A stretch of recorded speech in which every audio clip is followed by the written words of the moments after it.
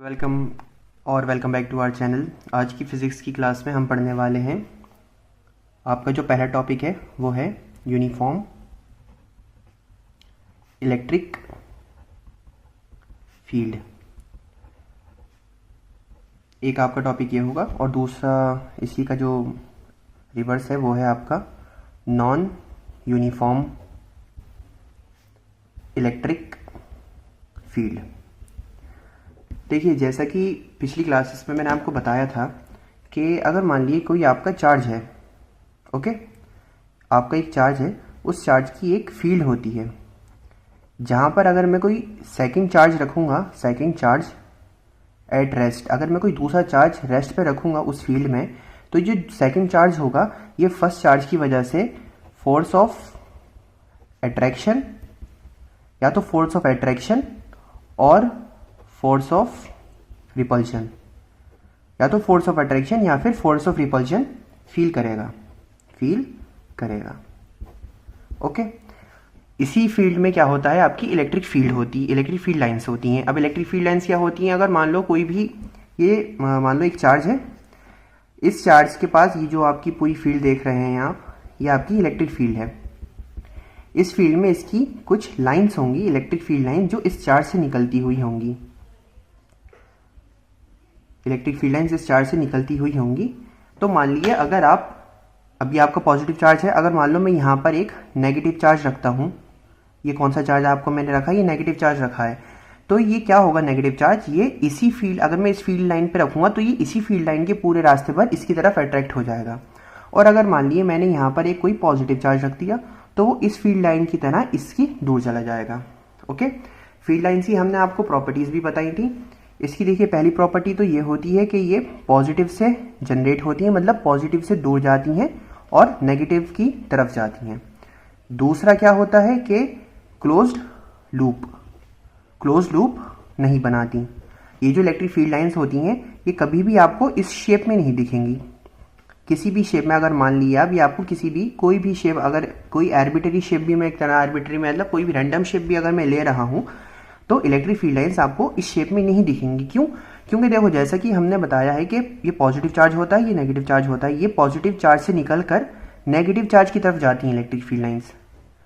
तो अगर मान लो कि अगर ये सेम ही अगर एक क्लोज लूप बनाएंगी तो ये शुरू कहाँ से हो रही है और एंड कहाँ से हो रही है, तो इस वजह से क्लोज लूप कभी भी नहीं बनाती। ये पॉजिटिव चार्ज से जनरेट होकर नेगेटिव चार्ज की तरफ चलती हैं।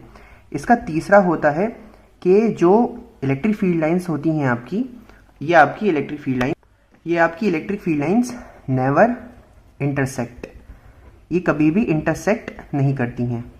मतलब अगर मान लो एक इलेक्ट्रिक फील्ड ऐसी, मतलब क्या होगा इसका कि अगर मान लो एक इलेक्ट्रिक फील्ड ऐसे जा रही है और दूसरी इलेक्ट्रिक फील्ड ऐसे जा रही है, तो यहाँ पे देख पा रहे होंगे ये पॉइंट ऑफ इंटरसेक्शन हो रहा है ना, तो ये कभी भी नेवर पॉसिबल, ये कभी भी पॉसिबल नहीं हो सकता। तो ये आपकी एक क्विक रिवीजन के लिए था। अब हम आपको बताएंगे कि यूनिफॉर्म इलेक्ट्रिक फील्ड लाइंस क्या होती हैं। यूनिफॉर्म, पहले मैं इसकी डेफिनेशन लिखा देता हूँ, उसके बाद मैं आपको एक्सप्लेन करूंगा। यूनिफॉर्म इलेक्ट्रिक फील्ड लाइंस वो होती हैं जिनमें आपका जो डायरेक्शन एंड मैग्नीट्यूड को मैं आपकी डेफिनेशन कई बार बता चुका हूं। अगर मान लिए कहीं पर लिखा हुआ है 10 kg मास है, तो इसमें मैग्नीट्यूड क्या होगा, 10 जो है इसमें ये मैग्नीट्यूड है। तो जो इलेक्ट्रिक फील्ड के आपको क्वेश्चंस में मैग्नीट्यूड भी गिवन होता है, तो यूनिफॉर्म इलेक्ट्रिक फील्ड क्या होती है, जिसमें डायरेक्शन और मैग्नीट्यूड ऑफ इंटेंसिटी मतलब कि कितनी पावर है इलेक्ट्रिक फील्ड की, तो इसका जो मैग्नीट्यूड होता है रिमेन्स सेम। क्या रहता है, ये सेम रहता है। ओके, अगर आप इसका डायग्राम कहीं पे देखेंगे तो इसमें जो इलेक्ट्रिक फील्ड लाइंस बनी होती हैं वो आपको इस तरह से बनी हुई होती हैं। तो जैसा कि आप देख पा रहे होंगे कि ये डेंस होती हैं और एक दूसरे के पैरेलल होती हैं। पैरेलल मतलब कि इनके और ये जैसे इलेक्ट्रिक फील्ड है, इनके दोनों बीच का डिस्टेंस जो होगा ये इन्फिनिटी से लेकर इन्फिनिटी तक कांस्टेंट ही रहेगा। ये ना कभी इंटरसेक्ट करेंगी और ना ही कभी एक दूसरे के पास आएंगी। पैरेलल का मतलब ये होता है पैरेलल। तो ये जो यूनिफॉर्म इलेक्ट्रिक फील्ड होती है, कहीं भी आपको अगर इस टाइप का डायग्राम बना हुआ दिखे तो आप समझ जाना वो यूनिफॉर्म इलेक्ट्रिक फील्ड है। ओके, फिर सेकंड केस आता है आपका नॉन यूनिफॉर्म इलेक्ट्रिक फील्ड। अब नॉन यूनिफॉर्म इलेक्ट्रिक फील्ड मतलब इसका बिल्कुल अपोजिट ही होगा। Direction and magnitude, direction and magnitude of intensity not same. इसमें जो डायरेक्शन होगा और मैग्नीट्यूड ऑफ इंटेंसिटी होगा वो सेम नहीं होंगी। इसका डायग्राम अगर आप देख पाएंगे तो कुछ भी इसका डायग्राम हो सकता है। मान लो अगर मैं इस तरह से कोई इलेक्ट्रिक फील्ड दिखा रहा हूँ या फिर ऐसे करके, तो ये आप देख पा रहे होंगे ये इलेक्ट्रिक फील्ड आपकी इस तरह से ली गई, ये आपकी सीधी जा रही है, ये इलेक्ट्रिक फील्ड आपकी इस साइड जा रही है। तो ये एक डायग्राम हो गया। दूसरा डायग्राम जो मोस्टली आपको बुक्स में या क्वेश्चंस में गिवन होता है वो इस टाइप का डायग्राम गिवन होता है। आप देख पा रहे होंगे कि ये वाली फील्ड लाइन कहाँ जा रही है, ये इस डायरेक्शन में जा रही है, ये वाली फील्ड लाइन इस डायरेक्शन में जा रही है, ये वाली फील्ड लाइन इस डायरेक्शन में जा रही है। तो इसमें क्या होता है, ये डेंस भी नहीं होती हैं और ये एक दूसरे के पैरेलल भी नहीं होती हैं, एक दूसरे के ये पैरेलल भी नहीं होती हैं। तो ये एक नॉर्मल सा आपका डिफ्रेंसिएशन है यूनिफॉर्म इलेक्ट्रिक फील्ड का और नॉन यूनिफॉर्म इलेक्ट्रिक फील्ड का। आपको अगर क्वेश्चन में गिवन होगा तो डायरेक्टली क्वेश्चन में गिवन होगा कि इलेक्ट्रिक फील्ड आपकी यूनिफॉर्म है, और अगर नॉन यूनिफॉर्म होगा तो उसमें भी गिवन होगा कि ये जो क्वेश्चन में गिवन होता है, already most of the cases में क्वेश्चंस में गिवन होता है, और अगर क्वेश्चन में गिवन नहीं है तो वो आपको डायग्राम के थ्रू बता देगा। अगर इस टाइप का डायग्राम आपका दिख रहा है, एंड ज़रूरी नहीं कि इतनी ही आसपास होंगी, अगर मान लो मैं इस तरह का एक नॉर्मल डायग्राम भी बना दूं 4 लाइंस का, तो ये भी एक तरह से क्या है, ये आपकी पैरेलल दिखा रहा है, तो इसका मतलब ये है यूनिफॉर्म इलेक्ट्रिक फील्ड। और ये जो नॉन यूनिफॉर्म इलेक्ट्रिक फील्ड होंगी इसका डायग्राम आपको थोड़ा सा इस टाइप का दिखेगा। अब इसका अगर मैं थोड़ा सा और एक्सप्लेनेशन करूं तो मैं ये कह सकता हूं कि अगर मान लो मैंने यूनिफॉर्म इलेक्ट्रिक फील्ड में कोई चार्ज मैंने रखा, तो हर पॉइंट पर जो ये चार्ज होगा, ये सेम अमाउंट ऑफ फोर्स, अब ये कौन सी, ये फोर्स अट्रैक्शन भी हो सकती है, ये फोर्स ऑफ रिपल्शन भी हो सकती है, तो ये same amount of force experience करेगा। ओके, अगर मान लो कि इलेक्ट्रिक फील्ड ऐसे ही बनी हुई है, ये आपकी, यहाँ पे मैंने एक चार्ज रखा, यहाँ पर इसके ऊपर 10 न्यूटन फोर्स लग रही थी रिपल्शन वाली, तो अगर वो आगे बढ़ेगा यहाँ पे भी 10 न्यूटन लगेगी, यहाँ पे रखूंगा यहाँ पे भी 10 न्यूटन लगेगी, यहाँ पे भी 10 न्यूटन लगेगी। सिमिलरली अगर मैं इसे यहाँ पे रखूँ, यहाँ पर कहीं भी रखूँ, तो यूनिफॉर्म इलेक्ट्रिक फील्ड में जो चार्ज होगा वो सेम फोर्स जो होती है वो एक्सपीरियंस करेगा। नॉन यूनिफॉर्म में इसका उल्टा केस हो जाता है। अगर मान लो मैंने यहाँ पर चार्ज रखा, तो यहाँ पे इलेक्ट्रिक फील्ड लाइंस पास है ना, तो यहाँ पर इसकी जो फोर्स होगी, मान लो वो F1 है, फिर मैंने इसे यहाँ पर रखा, यहाँ पे फोर्स लगेगी F2, फिर मैंने इसे यहाँ पर रखा, यहाँ पे फोर्स लगेगी F3, तो F1 सबसे ज़्यादा होगी, फिर F2 होगी, फिर F3 होगी। क्यों? क्योंकि F1 वाले एरिया में क्या है, इलेक्ट्रिक फील्ड लाइंस सब पास हैं, लेकिन यहाँ पर क्या होगा, यहाँ पे इलेक्ट्रिक फील्ड लाइन थोड़ी दूर हो गई, और अगर हम यहाँ पे देखूँ तो यहाँ पे तो बस एक ही इलेक्ट्रिक फील्ड लाइन अवेलेबल है। तो जो नॉन यूनिफॉर्म होती हैं उसमें जो दूसरा आप चार्ज रखेंगे वो एक अलग अलग टाइप की फोर्स एक्सपीरियंस करेगा, ज़्यादा बढ़ती मतलब कम बढ़ती होती रहेगी। लेकिन जो यूनिफॉर्म इलेक्ट्रिक फील्ड होगी उसमें जो फोर्स एक्सपीरियंस करेगा वो कांस्टेंट फोर्स एक्सपीरियंस करेगा। अगर हर एक पॉइंट पर सेम एक्सपीरियंस करेगा, यहाँ पर 10, यहाँ पर 10, यहाँ पर 10, यहाँ पर हर जगह आप कहीं पे भी रख दो वो 10 एक्सपीरियंस ही करेगा। ओके, अब इसके बाद आपका एक टॉपिक आता है इलेक्ट्रिक फ्लक्स। अब ये इलेक्ट्रिक फ्लक्स क्या होता है? इलेक्ट्रिक फ्लक्स की पहले हम डेफिनेशन, जैसा कि हमारा मेथड है, इलेक्ट्रिक फ्लक्स की अगर मैं डेफिनेशन लिखवाऊं तो होती है number of electric field lines passing through N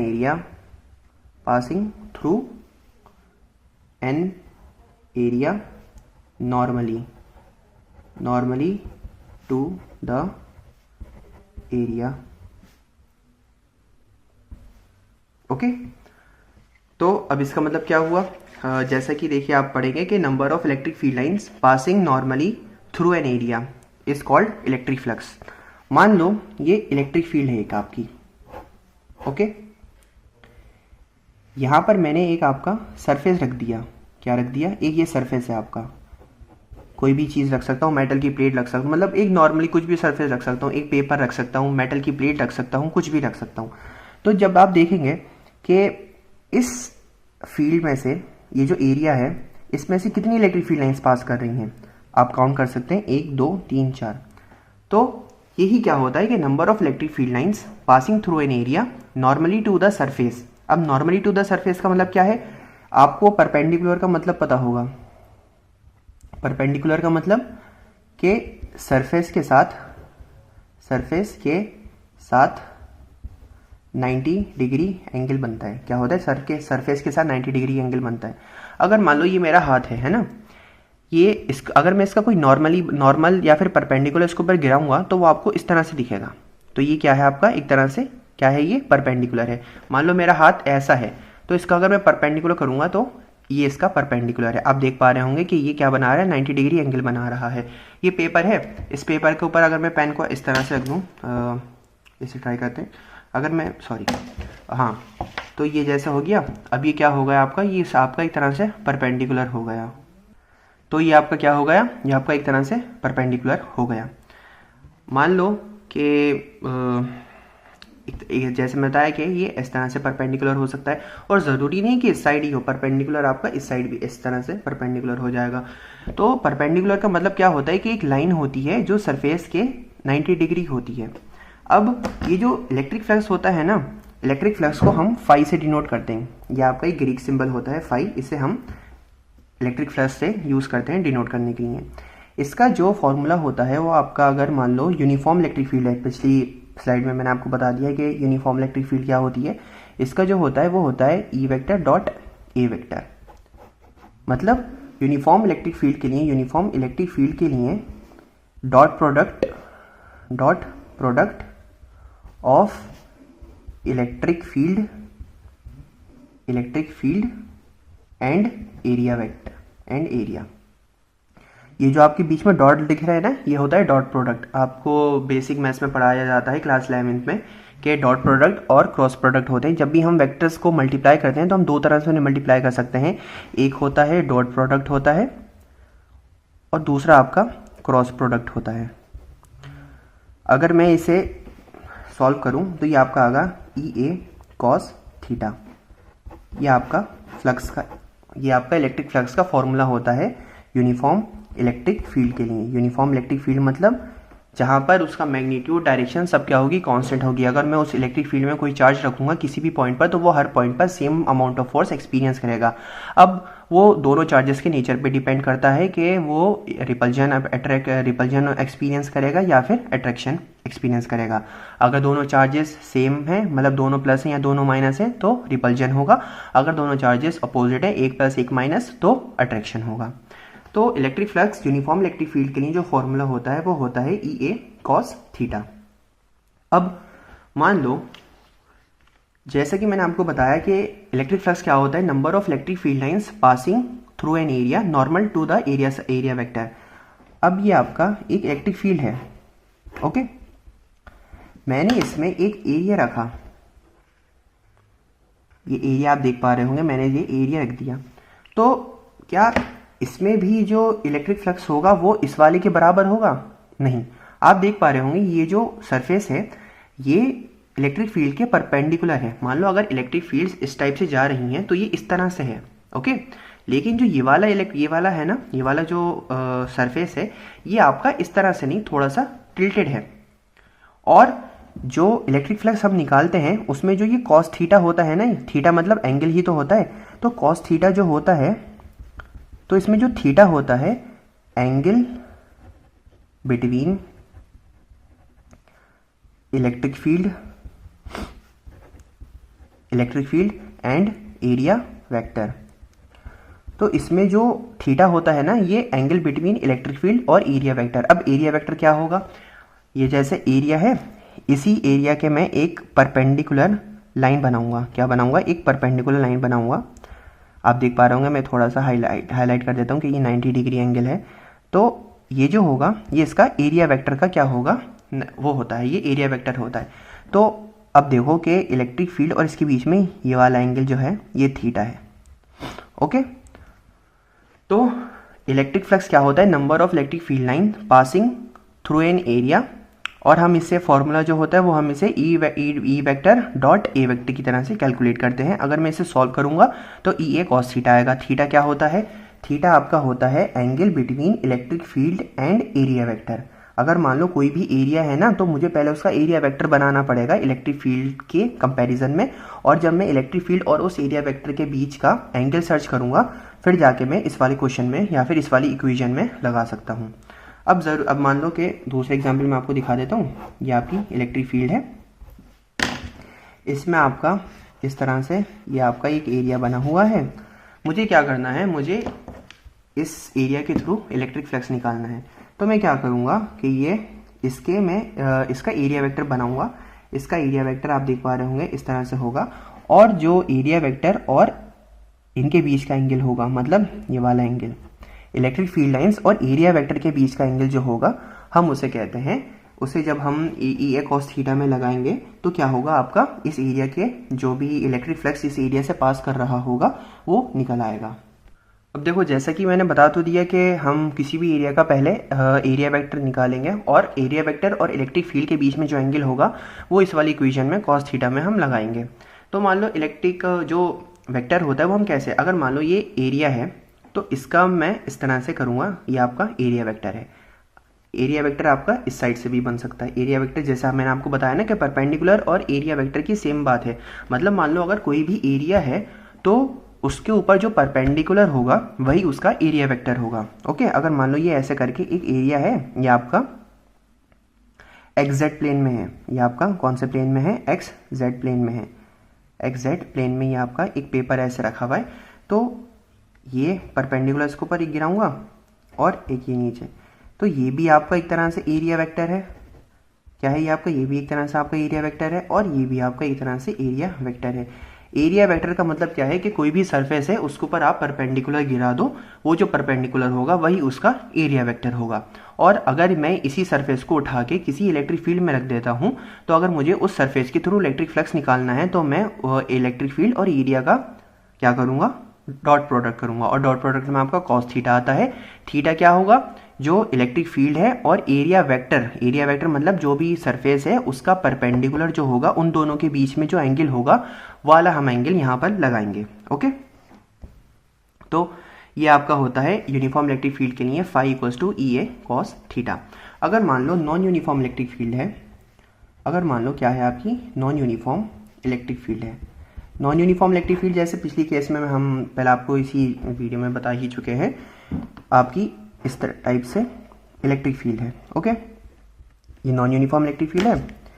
अब मान लो मैंने यहाँ पर कोई भी ये क्या करा, एरिया रख दिया। ओके, तो मैं क्या करूँगा कि नहीं, मुझे थोड़ा एरिया बड़ा करना पड़ेगा। अब देखो क्या होता है ना कि एक तरह से जब आपकी कोई भी क्वांटिटी कांस्टेंट होती है ना, तो उसे मल्टीप्लाई करना आसान होता है, या फिर उनका एक तरह से सम करना आसान होता है। लेकिन अगर मान लो नॉन यूनिफॉर्म इलेक्ट्रिक फील्ड मतलब इनका मैग्नीट्यूड और डायरेक्शन दोनों बदल रही है, तो मैं क्या करूँगा, एक छोटा सा एलिमेंट लूँगा। इसमें आपको थोड़ा सा दिख नहीं रहा होगा, अगर दिख पाए तो अच्छी बात है। मैं एक छोटा सा एंगल लूँगा, इस एरिया को मैं कहूँगा डी ए, और जो इलेक्ट्रिक फील्ड की मुझे मैग्नीट्यूड गिवन होगा मैं डी फाई निकालूंगा। मैं मतलब ये जो छोटा सा एरिया है ना, इस छोटे से एरिया के थ्रू मैं फ्लक्स निकालूंगा, इलेक्ट्रिक फ्लक्स निकालूंगा। ये आपका होगा ई डॉट डी ए। क्या होता है ये आपका ई डॉट डी ए होता है। अगर मैं इसे करूँ तो E D A cos theta. और अगर मान लो मुझे फिर इस पूरे सरफेस का निकालना है तो मैं इसका इंटीग्रेशन कर दूंगा, और ये इंटीग्रेशन करके आपका बन जाएगा, जब मैं इंटीग्रेशन करूँगा, इंटीग्रेशन का आपका बेसिक मैथमेटिक्स में ही पढ़ाया जाता है, तो इसका जो आएगा इंटीग्रेशन करके डी फाई का मैं इंटीग्रेशन करूँगा, तो ये आपका आ जाएगा E vector dot D A. ये आपकी नॉन यूनिफॉर्म इलेक्ट्रिक फील्ड। जब आपकी यूनिफॉर्म इलेक्ट्रिक फील्ड जो होती है वो यूनिफॉर्म नहीं होती है, तो उसमें हम इंटीग्रेशन का लगाते हैं डी फाई। मतलब हम क्या करेंगे, पहले हम एक छोटा सा ये जो भी मतलब मान लो बड़ा सा एरिया है ना, इसमें से हम छोटा सा एरिया का टुकड़ा लेंगे, हम पहले उसके थ्रू कैलकुलेट करेंगे कि इसमें से कितना फ्लक्स पास कर रहा है, और ये इसका होगा E T A cos theta. फिर जब हम इसका इंटीग्रेशन कर देंगे तो ये आपका इंटीग्रेशन करके आ जाता है E dot D A. Integration, अब देखो मैं आपको थोड़ा सा बता देता हूँ कि इंटीग्रेशन क्या होता है। अगर मान लो ये आपका एक पिज्ज़ा है, ठीक है, ये आपका एक पिज़्ज़ा है, इस पिज़्ज़ा में आपके मैं पीसेस कर देता हूँ।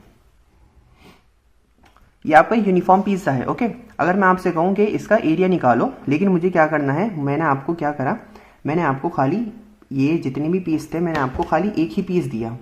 क्या करा मैंने आपको ये वाला जो पीस में शेड कर रहा हूँ, मैंने आपको यही वाला पीस दिया और मैंने कहा कि इसी पीस के बराबर कितने और पीस हैं, 1 2 3 4 5 6 7, इसी पीस की तरह कितने और पीस हैं, 7 मोर पीसेस हैं।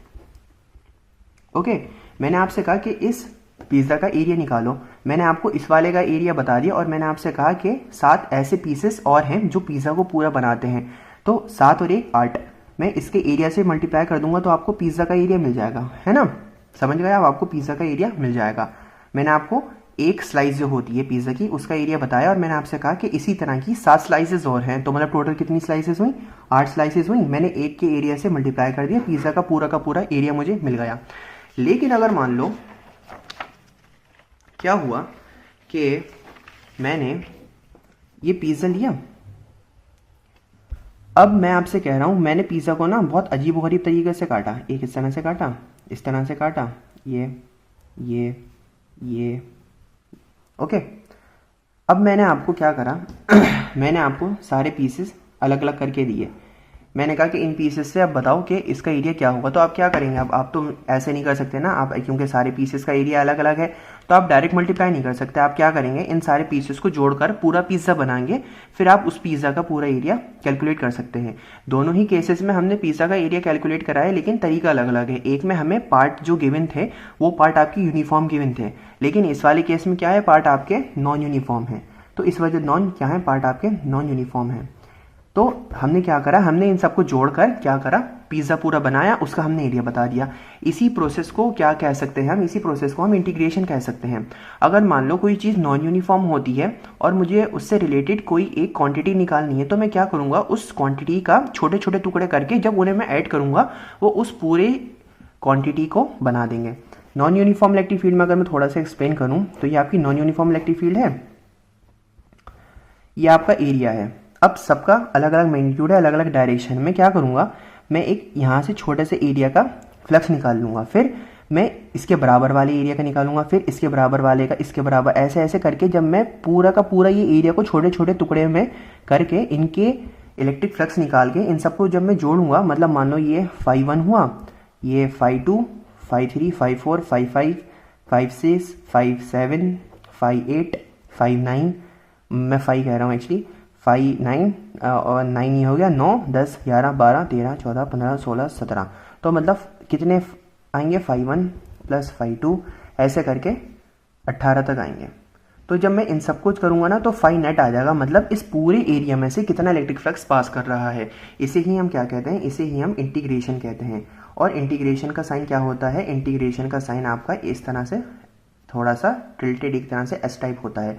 तो अगर मान लो नॉन यूनिफॉर्म इलेक्ट्रिक फील्ड है और मुझे इसका इलेक्ट्रिक फ्लक्स निकालना है, तो मैं छोटा सा इलेक्ट्रिक फ्लक्स निकालूंगा, ये आपका होगा E vector D A cos theta.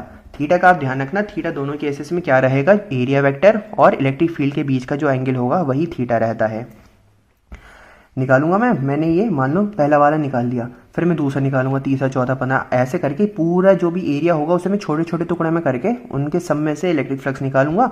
और इंटीग्रेशन का मतलब एक तरह से क्या होता है, इंटीग्रेशन का मतलब सम करना होता है।